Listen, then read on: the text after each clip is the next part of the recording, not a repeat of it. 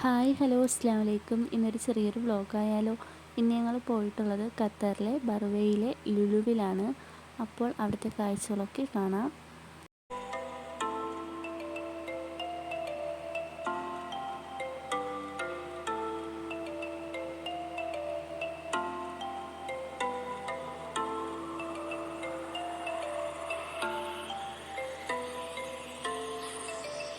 ഒരുപാട് വെറൈറ്റി ആയിട്ടുള്ള ടോയ്സൊക്കെ ഉണ്ടായിരുന്നു.